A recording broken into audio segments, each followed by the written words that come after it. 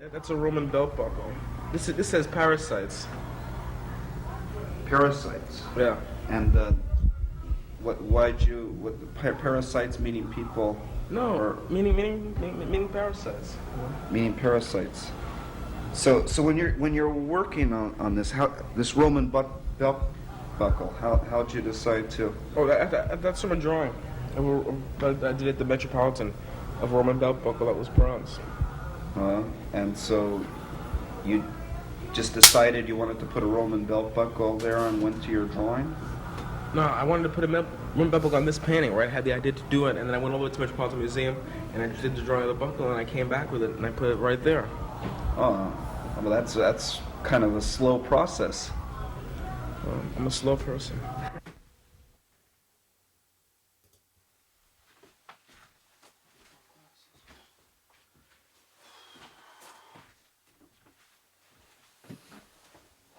Where are my glasses?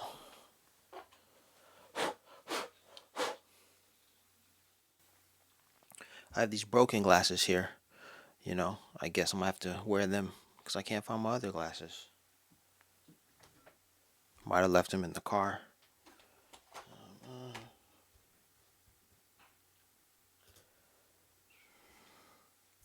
Today's lecture is brought to you by me. No, it's brought to you by. You're at 109 right now.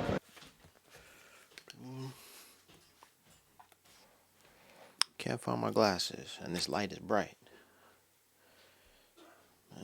Alright, so I'm gonna try these on here.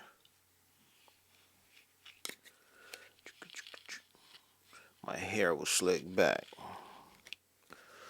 like a pimp named Slickback. You know that reference from the Boondocks? Yeah, my glasses are a little probably, yeah, they're pretty old. These glasses are from Switzerland. I did not buy them in Switzerland, actually. I was in Switzerland, but I didn't buy these glasses. I bought these glasses in Oman. But these glasses are in Switzerland. They are Swiss made. You cannot buy them in America. And the name of the glasses is INVU.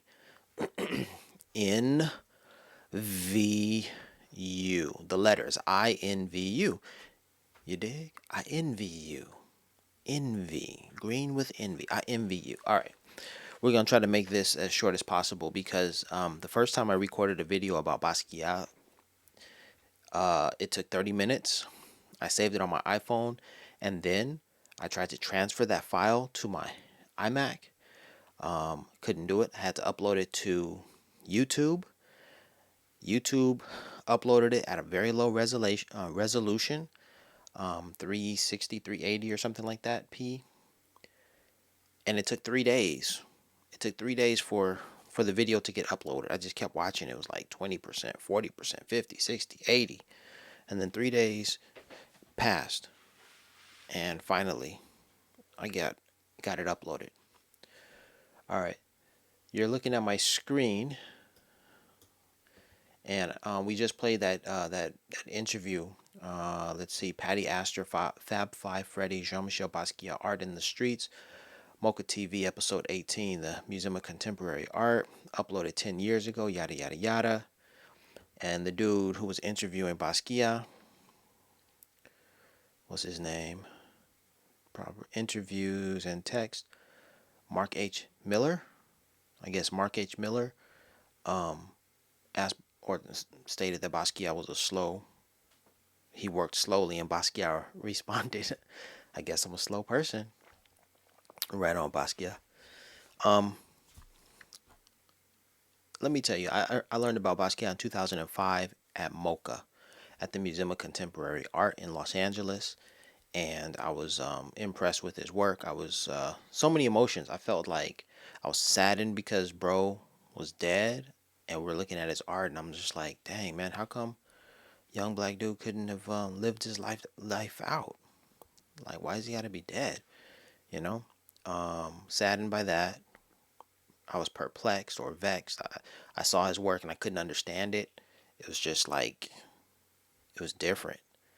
And then I remember thinking like it's sort of like child's work. You know, it looked like a child could have drawn it, a lot of his paintings and stuff. And those are my initial ideas. But then when I got into his work a little deeper, I mean, when I first saw his work, I knew that it wasn't, child's play.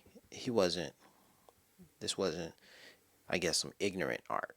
Or maybe ignorant art was kind of the phrase that was cool. Because I heard ignorant art in the movie Basquiat. But I don't know, man. I don't want to be disrespectful to his legacy and I just want to be, I want to be authentic and true to my experience with his artwork. So I saw it and I was like, yo, like it looks like a kid could have done it. But I had seen artwork from Picasso, and I knew that Picasso was kind of a funky, his get down was kind of funky, and it didn't always conform to like those art norms. Here's the thing about Picasso and Basquiat. It's like when I was learning art, I mean, I just had an art class here or there. I kind of got the sense that, oh, you had to do what the greats did. You had to paint in this style, this format. You had to have X, Y, and Z skills. But when you look at a Picasso, like all of those rules and expectations are thrown to the side. Same thing with Basquiat. It was like, yo, he's not conforming to any of these styles. He exists, in and of himself on his own. He stands alone, stands apart. And so that was a very, proud thing for me to see, like, yo, this is dope. He did it. And then because it was more or less seemed like a very simple style, it was like, yo, if he could do it, so can I, or so can we. So that was an enlightening, empowering aspect of his art. And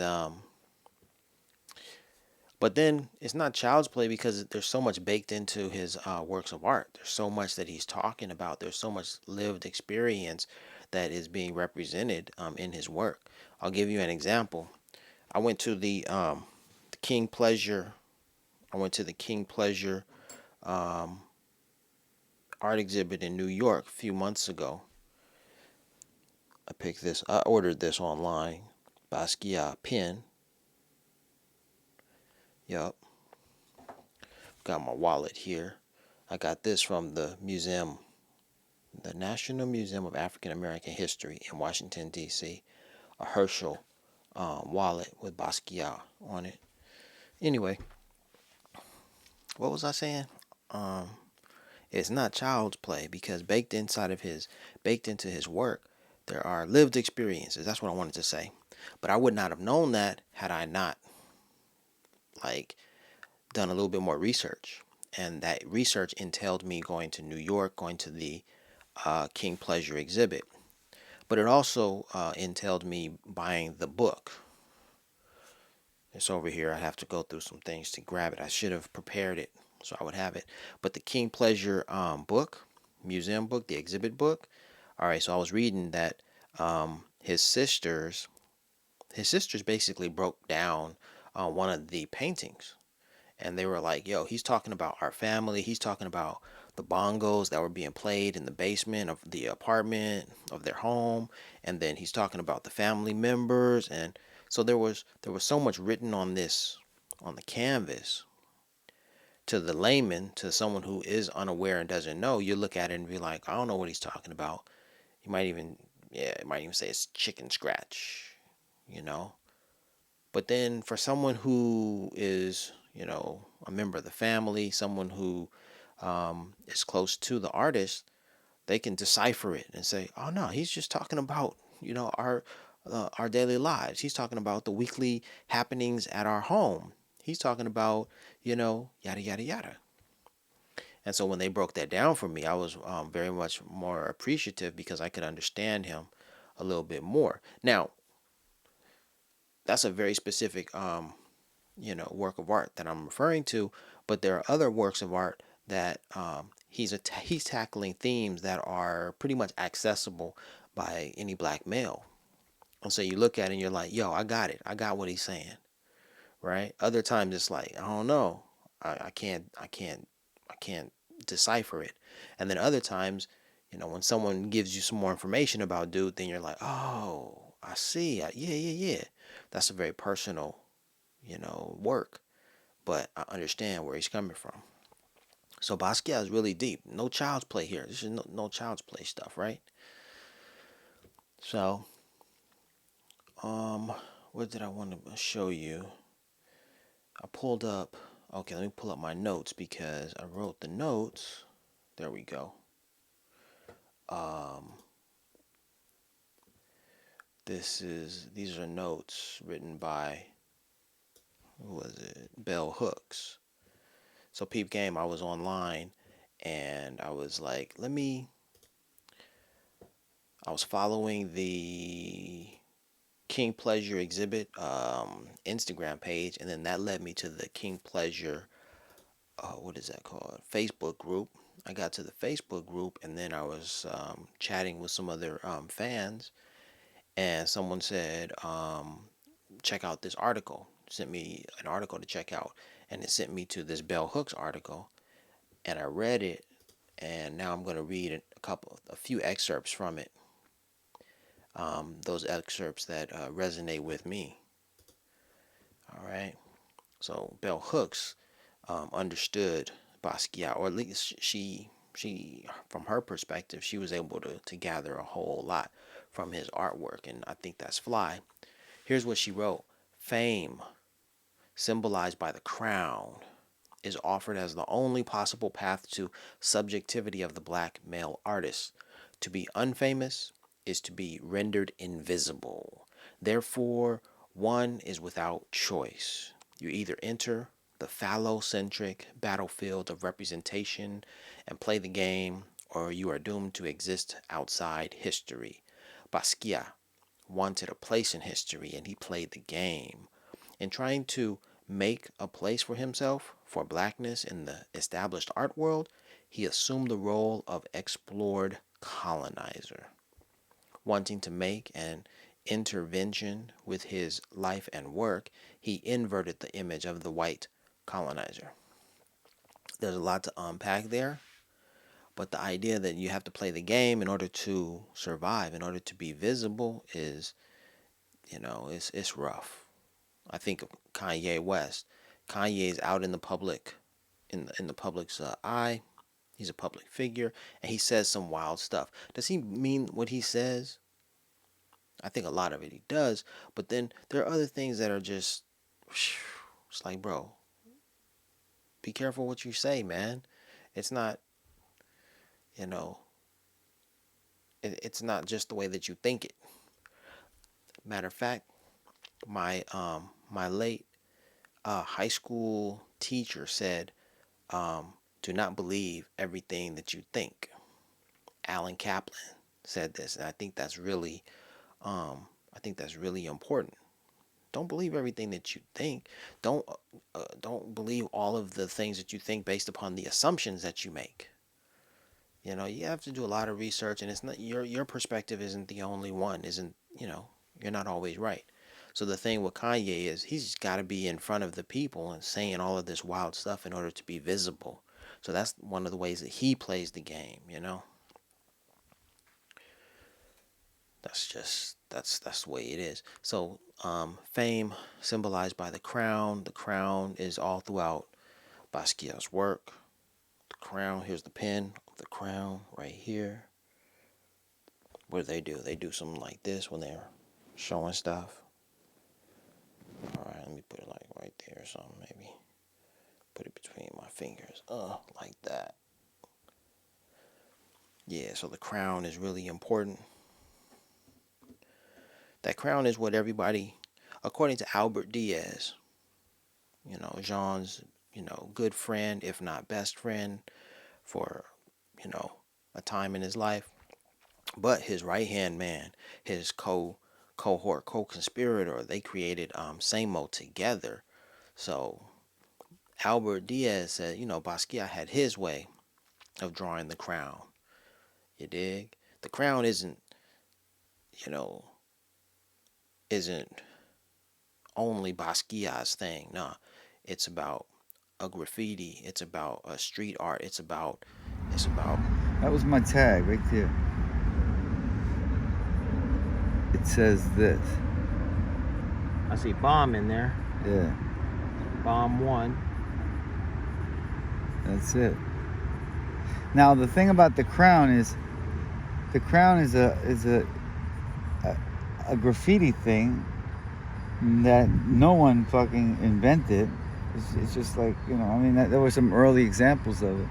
But Jean didn't. Some people think that's his crown. Right. It's his crown. He has his own crown. Yeah. But there were many people who did crowns before him and continue to do crowns after. That's my crown. That's another one of my crowns. But graffiti artists, you know, he would take like whatever. He's done this in a lot of his art, and it's what it is the pigeon prints in the cement. So he would just pick up stuff that he sees on. You know, it's about all that culture baked into it. Let me move on. The next excerpt from the this is Bell Hooks writing in 1993 in the magazine Art in America.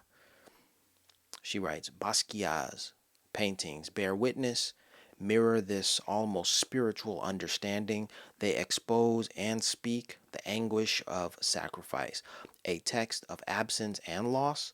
They echo the sorrow of what has been given over and given up.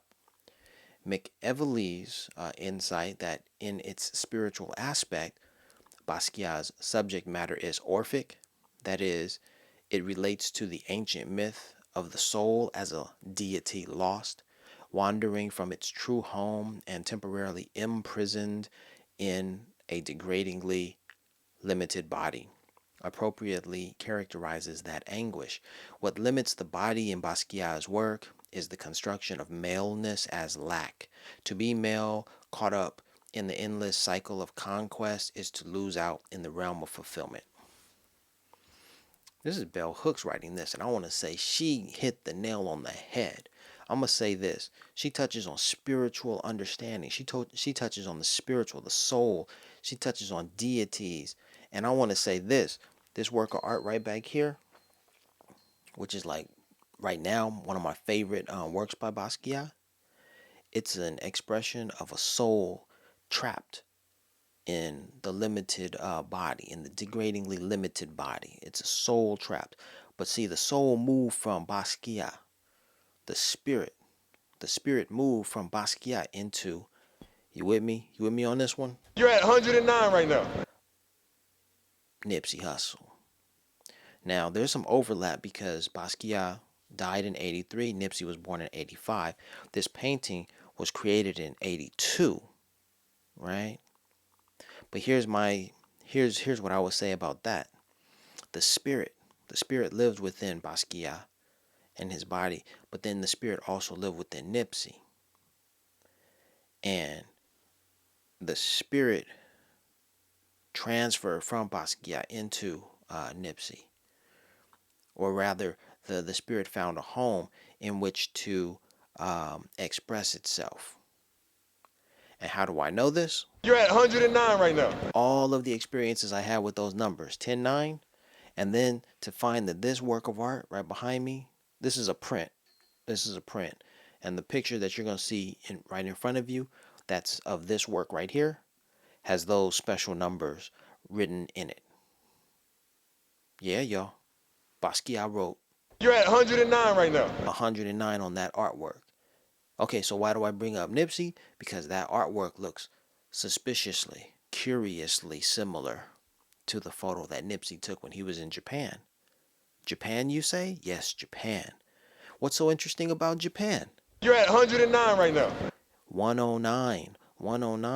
Nipsey was in Tokyo. 109 in Japan is read as 10-9 or To for 10 and 9 Gyu, To-Gyu.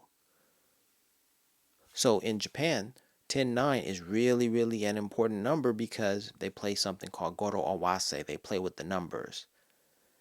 And 10-9 is really special in Japan because it sounds like Tokyo. So when you go to Tokyo and you see Tokyo, you're looking at 10-9. And then there's Shibuya 109. And Shibuya 109 is the building. It's a teenage girl's fashion mall. Well, Nipsey was standing at Shibuya crossing, and behind him you can see Shibuya 109, that shopping center. So Nipsey was in Japan. 10-9 is important in Japan.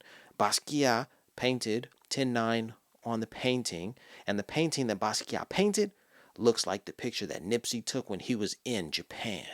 Ooh. You're at 109 right now.